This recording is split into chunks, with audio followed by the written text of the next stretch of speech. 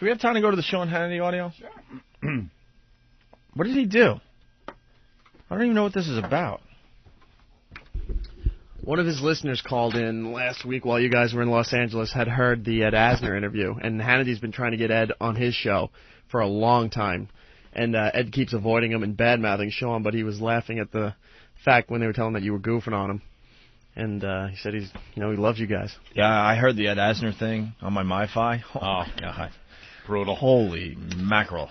When he said F you and gave you the finger. Yeah, he was giving me the finger, and he said he would never do our fucking radio show again, or whatever he said, and then told Norton to get rid of the fucking WASP. That was the best part. He's actually a sweet guy, and he hugged me goodbye, and he kissed me on the head. I saw the pictures. Because I told him how brilliant I thought he was. And he's in one of the greatest shows of all time, and he said, oh, thank you. He goes, get rid of that fucking WASP. It really made me laugh. Have you heard it yet, Ed? Yeah. You did finally hear the Ed Asner thing? Brutal. I was just bummed because, obviously everyone knows Ed Asner leans way Hollywood left, and I was hoping that there'd be a nice exchange between you and him, Norton.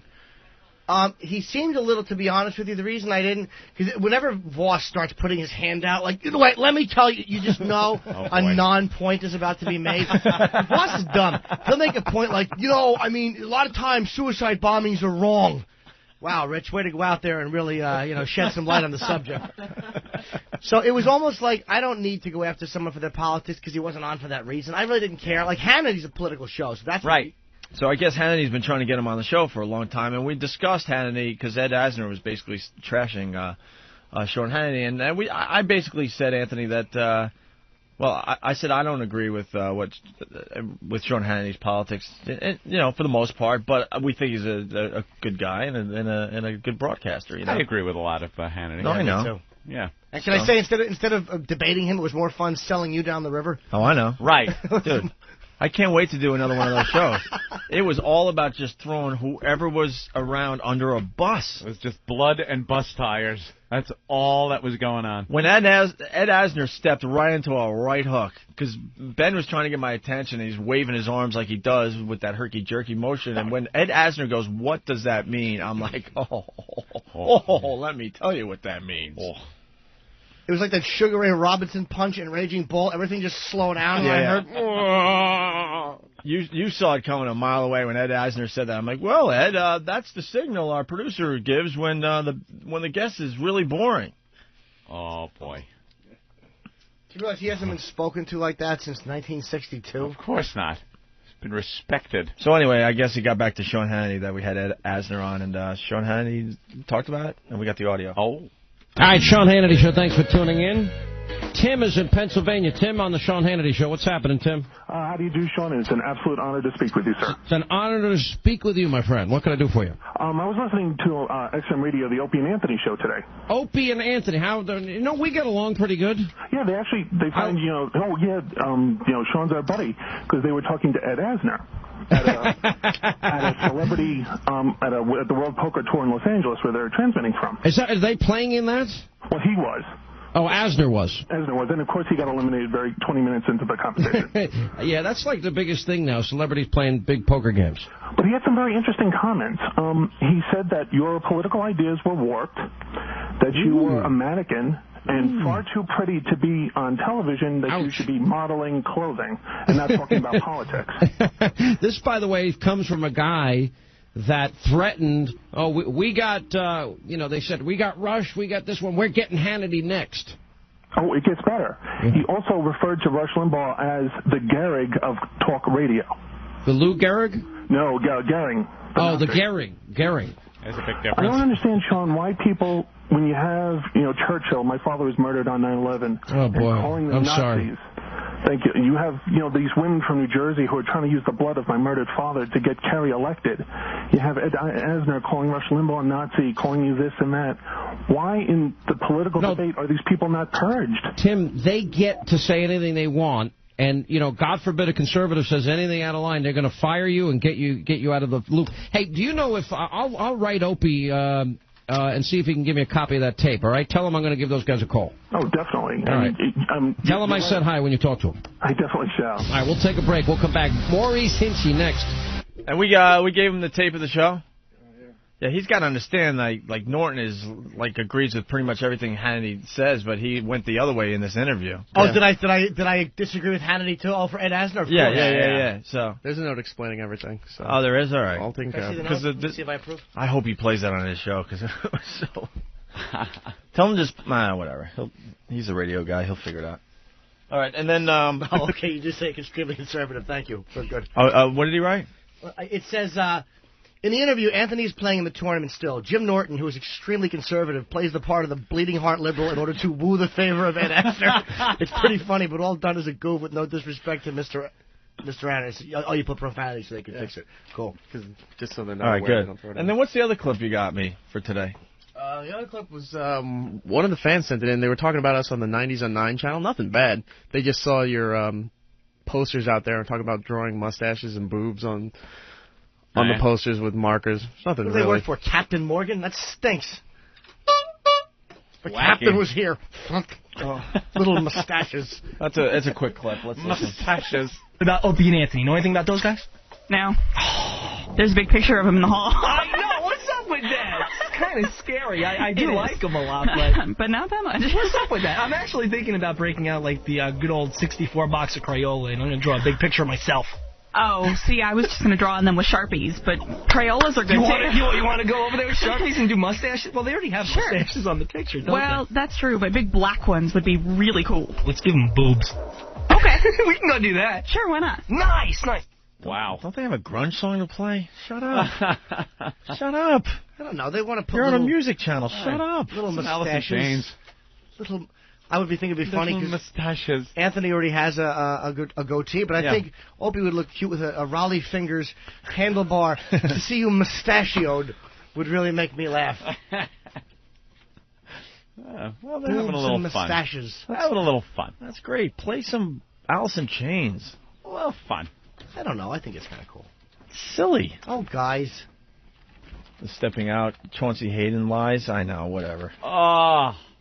What do I have to gain by trying to claim that I came up with WoW by myself? This guy's insane. all the money from the WoW royalties, Opie. For every boob that is shown, the inventor gets money. The reality is Chaunce Hayden is a hack. Chaunce Hayden is a liar. He's a liar. He's a hack. He works for Howard Stern. Liar. He wears dresses on Howard's show to get Howard's attention. He's a hack. That's why he's writing for Stepping Out magazine. It's a free magazine. He is a hack. He is a liar. He is what they called a self-proclaimed celebrity journalist because he's the only one that thinks he is one.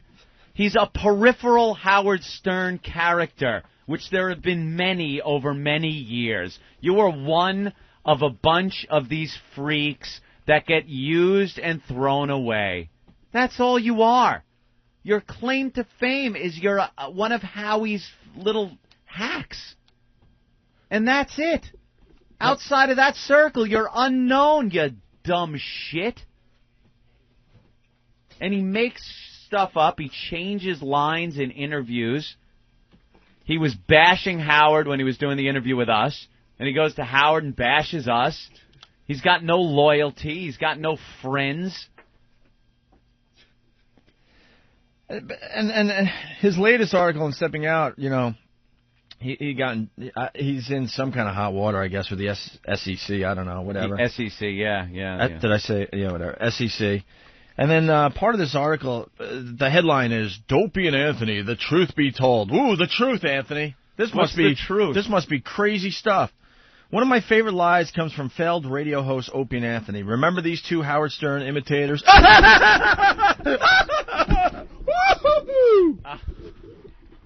Brilliant writing, Chauncey. Brilliant. Just repeat what Howard says, you idiot. That's right. That's what he does. That's his job. He's a Howard flunky. Well, he says, remember these two Howard Stern imitators from several years back? This is the same guy, by the way. I saw him at a party with Ben, and he was coming up to me trying to shake my hand and talk to me. I'm like, dude, get the fuck away from me. Because he's two-faced. He's a two-faced zero. I'm trying to remember what party it was. What party were we at? It was at remember? No? Yeah, it was. Remember, we were talking to some chick, and she goes, and you know who Chauncey is, and I just turned my back on him. Like, I don't want anything to do with this guy because he's a two-faced liar. It was the party for Ian Spiegelman's book, Privilege. Thank you. Ian, who used to work page 6. Chauncey, you did not try to shake my hand at that party, right? Right? Is that going to be another lie, that I was standing there and you did not try to come up to me and shake my hand, right? You idiot. And then I made you look stupid in front of everyone when I turned my back on you and you were left there with your hand out in the middle of the dance floor area? That didn't happen, right, Chauncey? Why don't you tell that little story, how you were trying to kiss my ass and get on my good side, probably because Howard pissed you off that day, right? That didn't happen, right, Chauncey? Oh, a stern flunky. Anyway, you remember these two Howard Stern imitators from several years back? Probably not, but let me remind you. Yeah, probably not. No one remembers who we are, Chauncey. Of course not. Yeah, we haven't made a name for ourselves in this business. These were the two guys who were fired from NEW, where they hosted an afternoon radio show because in a desperate bid for media attention, they decided to broadcast a couple having sex in St. Pat's Cathedral. Yeah, that's Again, repeat Howard. Yeah, that's how it happened, Chauncey. A desperate bid for media attention. That's what we really needed at the time. We were syndicated to 20 markets. We were in a ton of publications all over national magazines. He's repeating Howard's lines. Howard said that on his show. Oh, it's a desperate what a desperate move they did to get media attention. He's quoting Howard because that's his only voice, that's his only mind. Everyone knows that has a brain. It wasn't a desperate bid. We were getting a ton of media attention at that point. So you don't even have to explain this guy. But this is what he does. Anyway, fast forward several years, and Opie and Anthony are back in the air, making much less money at XM Satellite Radio, where they host a show that basically 3 people listen to. There's only 3 people that listen to us. 3 people. And we're making a lot less money. You know what, Chauncey? Trust me. You want to compare paychecks? You want to compare paychecks? A lot less money? We never discuss money for the most part, but trust me. I guarantee it's at least 20 times more than you make. 20 times more than you make. You don't have to even say. And good old Jim Norton makes twice as much as you. Wow. Maybe, you are underpaid. Maybe the 3 of us should have a little chat after. You know what it is? It's not less than we were making. I'll say that. We're making what we were making when we were working at NEW. Yeah. You guys are making $30 million? It's called $30 million. It's called landing on your feet, which we did. And 3 listeners. There you go. Boy, that's real funny. Chaunce Hayden, shit dick! At least I'm not wearing dresses to get someone's attention, Chauncey. Trying to woo your man, you fucking faggot. That's all you got is to wear a dress to get Howard's attention. Woo your man, Howard. Your man. That's it. Try to get his love that you crave so much. We crave a desperate bid for attention. You're saying that about us? At least you said it was for media attention. How bad is that if you're on the radio and you're trying to get media attention? That's called your job, idiot. What about when you put on a dress to get another man's attention, you fucking freak? You nothing. So I guess someone sent him a tape of us commenting about his SEC problem. Uh-huh. And pretty much, saying all this stuff that we're saying again here. And he writes in this article in Stepping Out magazine, normally I wouldn't even give Opie and Anthony any ink, despite the fact that their publicist calls me almost daily to put them on the cover of Stepping Out. Another just lie that's impossible. We don't have a publicist. We do not have a publicist. Someone is calling Chauncey saying they're our publicist. Dude, to get on the cover, first of all, we've been on the cover of Steppin. I would rather take out an ad in fucking Penny Saver, you dick. At least more people would see it than this piece of shit rag. This rag. It's nothing. Don't say Penny Saver. There's going to be a message from Gary Hahn as soon as we walk out of here. Yeah. Another guy that's doing a brilliant job for us. Like a publicist would call Steppin' Out magazine. Dude, we were in FHM magazine last month. We got an interview in Stuff magazine that's coming out. Hustler coming up, huh? We're going to be in Hustler next month, I guess, officially. You might not know about Hustler. It's got ladies in it. You know, nude ladies. I don't know if guys that dress up to woo another man's infection would get into Hustler. Maybe the big giant cocks in Hustler. Maybe that'll turn you on, Chauncey, while you put a dress on and panties, hoping Howard will give you a little bit of attention that day. Oh, what a complete loser. Yeah, so we're trying to get on the cover of Stepping Out. Stepping Out. And also, oh, God. And also Penthouse called. And we had a little... Isn't this in those free magazines, It's a free... plastic dispensers on the city streets? With the real estate. Yeah, with the real estate fucking guides. It's a free publication that you get in every bar and nightclub, right? What Well, a not a self-important bar and restaurant in Jersey or something? asshole. It's not a New York. Nobody in New York has it. You never see it in New York, and it's one of those magazines you get ink all over your hands when you go through it. Self-important wannabe. Dude, this is there's probably people just starting out in journalism that are very happy with their job writing for Stepping Out. I'd be more excited getting an article in one of those Good Times magazines from Long Island or the Island Ear than Stepping Out. He must hate the fact that we get a lot of publicity. Yeah, we were on a little show called CBS Sunday Morning, but everyone has forgotten us. He considers himself a journalist for this rag? The guy's been in the business. He's been on Howard's show for how long? A few years? You haven't been able to parlay your career into anything more than writing this nothing? This trash magazine? So we're begging to get on the cover of Stepping Out. Since I try to keep this column about celebrities that at their lowest rank as C-listers, but just this one time I will dig deep into the D-list category. Good one. Only because I love to tell this one particular story about these guys. I will address this one more time, and that is it.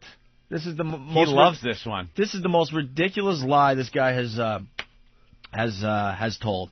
Many years ago, I had begged Penthouse magazine to allow me to interview Opie and Anthony because Penthouse paid well, and at the time, few real celebrities would agree to appear in the magazine due to its extreme adult content. Listen to the excuse he made. Now he's spinning why he actually interviewed us for Penthouse magazine. He wouldn't shut the fuck up about interviewing us. He got more calls in to us to do this interview. Unbelievable. He's just trying to spin it because now he's back in... and it sounds like an excuse, like he's trying too hard to make why, it was I had to do this. And now he's back in Howard's good graces, so of course he's got to, spin it, in this way. Yeah, how about when you were bashing Howard to us, to our face, at the round table in our boss's office when you were talking? Remember just trashing Howard? Who you now are trying to get his love, putting on a dress. No dignity. Let's see, paid well, and at the time, few real celebrities would agree to appear in the magazine due to its extreme adult content. But I knew these guys would even say yes to modern maturity if asked. That's terrific. That's terrific. Eventually, Anthony, Penthouse agreed, and after an hour of listening to them discuss how they were geniuses for inventing something called WOW, which stands for Whip 'em Out Wednesdays, I turned off my recorder and ran out of there. Now the good part. Ran out of there. Now listen to this. What do I have to gain from this? That's all I'm going to ask the listeners. What the F do I have to gain from this? That evening, I get a call from Opie, of all people. Even now as I write this, I'm laughing. Opie immediately starts whining to me how furious he is that Anthony took partial credit for creating WOW and that he was sick of it.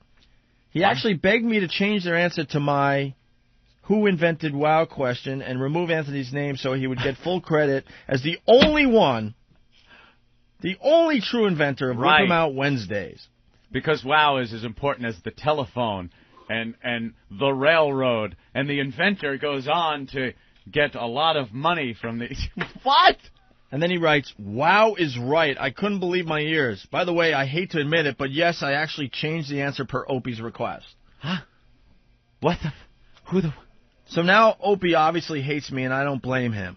After all, the guy has been exposed for what he really is, a creepy, jealous, lying fraud who, for all intents and purposes, has vanished off the radar. Uh-huh. I've vanished off the radar? Beep. Beep. Really? Charles Osgood didn't think so 2 weeks ago. Vanished off the radar. Talk about not even ever being on the radar. Steppin' Out magazine. Hey, say what you want. I'll just talk about recent crap. CBS Sunday Morning. That's stepping off the radar. Hey, there you go. Off the radar? Hey, you know? What do I have to gain by like doing this divide and conquer with my radio partner? Are you insane? Yeah. Are you insane? At least I didn't fuck some chick and then she killed herself, you piece of shit. Remember that Debbie Tay chick from Howard's show? No. The space alien girl? No. Years ago. I'm talking years when I used to listen. It used to be a fun show. There was this girl, Debbie Tay. They called her Space Alien, and she was, one of the freaks on but the Anthony, show. you listen and to Howard. You listen. I'm sorry, I just want to interrupt because we're all about reality on the show. You listen to Howard every day because that's what everyone says. So you record his show while we do ours, and then you go back and you listen to the whole show, and then I do pick up little things. So really, so we can rip them off. Yeah. I do. Yeah, you told me while we were in L.A. Yeah. Oh, okay. I do that. Yeah, sure. Because we have so much more time in our lives to do that, you idiots. Back then, I used to listen all the time when I was working on a job site. Yeah, the whole show's based on Howard's show. We all know that. Go ahead. And there was that Debbie Tay chick, and Chauncey bedded her down, and she winds up killing herself, ODing. And Chauncey gets on Howard's show and just starts all crying and everything. What happened in that bedroom? Huh? What's fucking Chauncey like that you got to take pills and kill yourself? Would she wake up and realize she's got that fucking nothing's jism in her twat and has to then take pills because nothing else is going to get that image out of her head? Yeah. Good job. Good job. It's amazing. It's absolutely amazing. I have nothing to gain by saying, yeah, I invented Whip 'em Out Wednesdays. Anthony had nothing. What? I'll tell you one thing. You live with that nightmare, do you, Chauncey, every night of your life when you go to bed? Do you live with the dead girl next to you? Do you live with the dead girl? Huh? The last person she fucked is you? Live with that. Live with that. Boy, you must be some stunning, thrilling conversation if a chick has to fucking kill herself after talking to you. So there you go. Good one. And he's been telling this wow story for years because that's all he thinks. That's all he has on us. Tell your wow story, or so he thinks. Tell the wow story 8 more times, Chauncey. Tell it 8 more times. 9, 10. The reality is, Anthony and I definitely developed that thing together. Maybe I came up with the... I don't even know. Now Opie invented it. Now he's dressing up? I remember the story. Opie went to go see... John Valby. Right. John Valby got women to come up on stage at the end of the show and flash their tits. Right. And it didn't matter what they looked like. Guys would howl. They loved it. Right. So Opie figures there's a way to incorporate that into the show. So I brought that little tidbit to the show that day, and I was talking to Anthony behind the scenes, and then we all. But I remember you saying you did have. You said when you saw that you realized there's something there, right? And then Ant and I developed a bit from that point on. That's all. Yeah. I remember the story. I wasn't around, but I did hear it. Opie, you actually said, "Let's call it whoa," and then you went, "No, let's put another W on the end," and that was how it came to be. I'll tell you one thing. I guarantee I had a conversation with Chauncey after the interview because the guy just he doesn't care about what you actually say in these interviews. Matter of fact, Norton did an interview recently, and I said, you make sure you tape the whole thing or have some kind of record because this guy will change the actual questions, change the answers to fit his agenda. So I'm sure the article was filled with all sorts of inaccuracies. I guarantee that because I remember. One question was talking about the competition, like the competition in general. Now, we were doing afternoon drive, so our competition at the time, I couldn't even tell you the guys' names. Yeah. It was, what the hell is the guy on K-Rock that we destroyed? Oh, Will. Will, and then it was like Mike and the Mad Dog. These were the local guys here in New York. And then he changes the question to, what do you think of Howard Stern? I'm like, you never even asked that, you piece of shit pussy. Yeah, he changes things around. He's a lying sack of shit. He's a lying sack of shit that drives girls to kill themselves. And Chauncey, I know that you know the last time we were in the same place, you tried to shake my hand and try to kiss my ass, and you know that. And you could lie all you want and write about that even and spin it in a way that makes yourself look good. But the fact remains, you came over and you were trying to make nice with me. You held out your hand, and I turned my back on you, and you look like a fool in front of everybody. You know it's true. You know it's true.